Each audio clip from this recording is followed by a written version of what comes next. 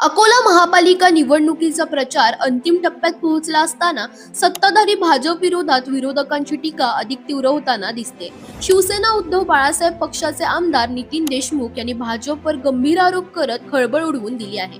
भाजपने मटका जुगार चालवणाऱ्या गुन्हेगाराला उमेदवारी दिल्याचा दावा करत हे आरोप खोटे ठरले तर आमदारकीचा राजीनामा देईल असं खुलं आवाहन नितीन देशमुख यांनी दिलं आहे.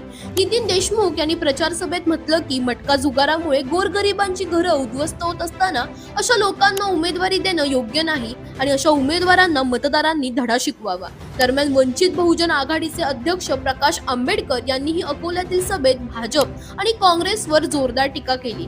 काँग्रेस हा भुरटा चोर तर भाजप डाकू असल्याचं म्हणत भाजप अख्खं दुकान लुटून देत असल्याचा आरोप त्यांनी केला.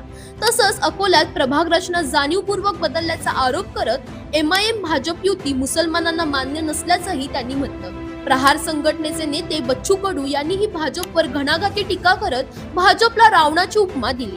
भाजपकडून पैसे मिळाले तरी मत देऊ नका असं वक्तव्य त्यांनी केलं. महापालिका निवडणुकीच्या प्रचारात भाजप विरोधातील हे आरोप, आवाहनं आणि प्रत्यारोप आता अकोल्याच्या राजकारणात चर्चेचा केंद्रबिंदू ठरत आहेत.